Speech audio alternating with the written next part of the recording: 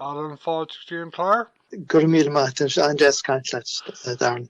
Okay, Alan tá calóra mór a gcuibh mlíne ó túsna bliana a gcuibh TG4 nach bhfuil? Tá, sorry, I mean, tá TG4 na spíce cúig blian an éir agus hepmuis gur heart sin chalúra ach bhealach is a brand chun cín a támuid níos móna éonrad. Cíimar réit nuair a seolú muideach nuair the origin sin nuair a cheol Michael D. muid. Agus dúirt sé ag an nám sin go raibh sé gire go mbeadh a freistal phobal láir na Gaeilge.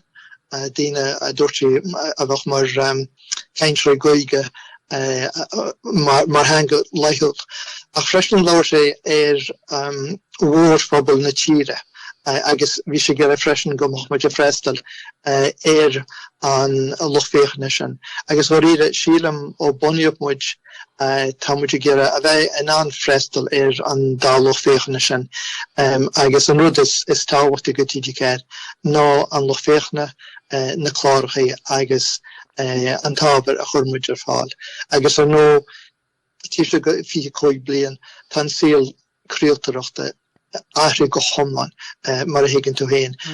Agus anis go leor béla leitiocht ar TG4 agus ábhar TG4. Se agus mar luí tú an sin tá rudí an difriúil le cúig bliana nuas tá cuasaí a rud níos costa le tá lán stáisiún telefísin nua nach bhfuil? Tá nuair a tháinig muid ar an éir díreach ag an nám sin bhí rudí tosa méadúach ag an nám sin fós go leor daoine in éireann acabach an dá chanil go leor acab beganí níos móna sin a chartar dégin ach bhí an síl a gasú bhí Sky a tíochtar ar an éir go láidir bhí cábla a dúine go má go háirit na Baltimóra in éireann. So tháinig muid ar an éir ag am go rá go leor omíochtán ach ag an nám seo héis fiche cúig blian tá bhád níos mó omíocht an le haghaidh na scáileán. So ní amháin craoltóireachta de gceist ach an méid atá ar fáil frídin idirlíon go háirit na streamers mar Netflix agus chomáile sin na meán hóisiúlta. So tá an síl a garú, but chuir le bheith fíornach le fiche cúig blian agus mé pléile seo. Deir me chula cúig blian go raibh rud mór nó atarú agus go raibh áireann áitriú. Sílam go bin síl na craoltóireachta go gaithú a bheith an áitriú an tamar fad ach an rud is tábhachtaí nó súil a chuineal ar bhíonta an lucht féachna. Okay, agus der fin go raibh si bhana sásta leis an maoiniú breise thug an réaltas Steve mBuiséad dála déine an raibh? Bhí mit ansásta agus tá mé anmhaoch gan Ari Catherine Martin agus gan tíiseach mar sílam go róla ag a mirt acu. Charéide tá sé seo atarlú tan comóra seo atarlú agus támuid fós i lár na pandéime. Agus sílam agus muid ag tús na pandéime gur thosa muid a cíimrú ar an héin agus am achnamh an stádas atá ag TG4 tíbhaiste go craoltóireacht na héireann. Agus dar linne níl sé ard go leor. Tá bearna róbór idir an muoiniú peibli atá ag RTE agus an muoiniú peibli atá ag TG4. Agus tá muid gur go dúcha ardú an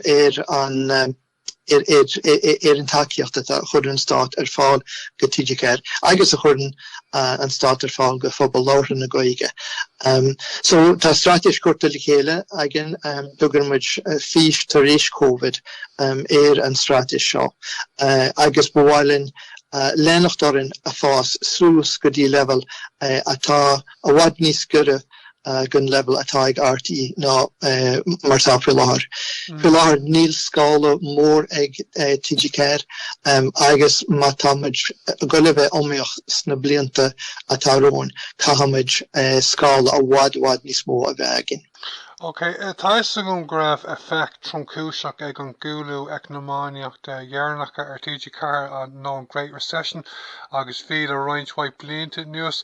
Sean scoil sé ró luamh ag smaoinemh faoi le héad ach tá sé an tábhachta go maidtí an stáisiún an muoine breise sa bblianta tá amachrán an 18 tú mar like tá cóthraí econománeacht ceap sé mu an sin tip an na crinne go mé cuasaí agus leis pandéim an COVID-19 go mé garathe siarán sa thodhchaí, you know.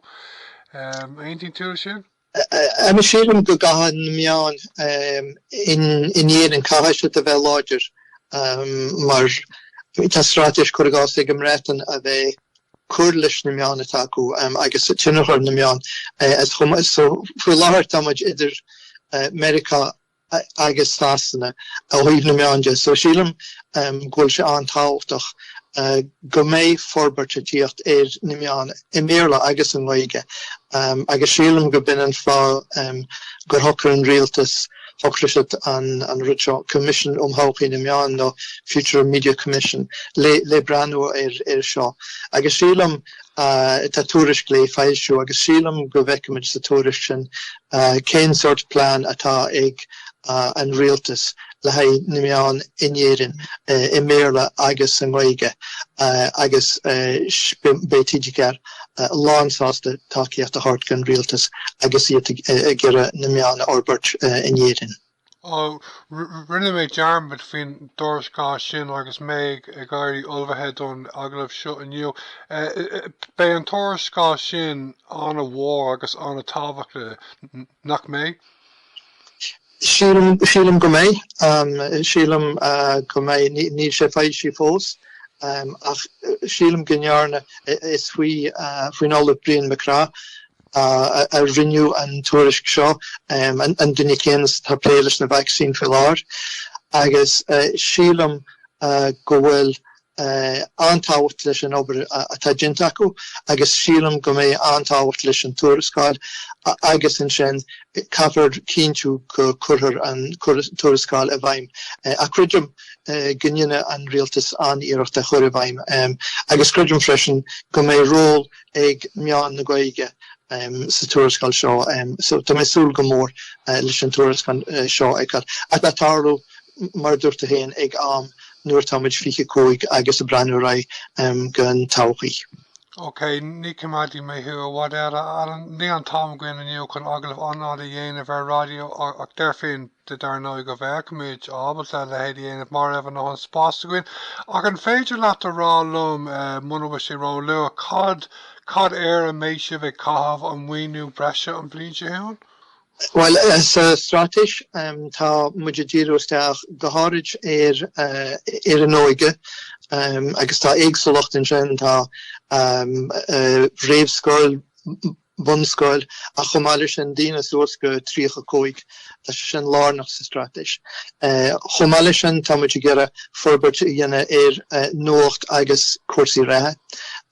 Agus cean gunnar dí mór gur bháilin dhéine nó a bhd níos mó drámaíocht dhéine agus thugmuid faoi deara go bhfuair Screen Ireland nó fís éireann fuair siad san ardú súntasach sa muid freisin. So beimiide gire a bheith cóibrú le Screen Ireland le déanna cíntiú go mé a scríar chorm gon drámaíocht ar fáil chrí Gaeilge. Sílam gur ní raibh linn nó an drámaíocht a dhéine sna blianta beaga takeáide agus cé gur Ireland túsa chur le sanní céir agus Gaeilge chur seachs na cinemas bhhailinn chur leis an méid drámaíochta atá ar an telefís freisin. So go leor ránaí agus go leor rudí darlumsa a haingus go mór leis an lochféachna nuair a idirslinn iad a chuir brí. A bhfuil tú ag caint faoi cúpla scanán san áireamh? Tá leis an tá scéma taginn sinna céir faoi láthair tá muid a léirú hart ar gás gan an sa bhliain. Bhí an chéad péire a má finci agus áireachta táis sna picturelana ach bé tuilletíocht agus a chéad leanna le ná fásca agus tá anhla tú go fásca freisin agus tá sé cuirta ra mar rá na héan gan na hoscars an bblion se thugan. Go rudí anláidir agus anhá atála faoi láthir leis na mé an gcuige. Okay, Alan, chun teach le dro dhear an agraft so le nach bhfuil an am go inniu. Honnig méid cúpa toris gar an Steve Grace an toris.caí le taman in nuas agus bhí sé ráte gur dúirt go nóirt tú go bhhaid leat léamh TG4 cóir leis an réimse den teirvís nuacht agus cuasaí ratha atá gibh sa stáisiún. Tá an simú gom sa réimh se seo agus tuigim go raibh taide déintú go raibh a taman in nuas maidir seo freisin. An féidir níos mo ólas buna bhfuil sé faoi riún faoi céir is féidir a bheith agsú leis faoi seo san amatá teacht? Rinne oscail na héireann Gaillimh, rinne se taideáin ag tús na bliana a faoisiú meitheamh. An samú faoi nót agus cuasaí ratha. Léireann siad go bhfuil an nóféachna sásta le caidan na nóachta ar TG4 ach ag an am céanna tá sé gur tuile agus tá sé gur tuile cuasaí ratha, tá sé gur go mé mu an scéalta a bhrise agus tá sé gur go mé níos mó chláiricha cuasaí ratha in nuachta ar fáil ar TG4. Chomh lei sin is léir nach bhfuil muid láide go leor sa réimse dhigeitach níl apar fáil ó híomh nuacht agus cuasaí ratha ag nuacht TG4. Tá go leor forbairt le déine sa méid sin. Feictar gomsa go mé nuacht agus cuasaí ratha lárnach sa méid a bhís le rá ag an Commission Thodhchaí na meán agus fanimiid go bhfeicimiid go ddíreach céir tá siad san a rá ach is léir go gahamid forbertí dhéine ar nócht TG4 agus ar chósaí ratha ar TG4 an bblion se thugan agus na blianta beaga in dhíth.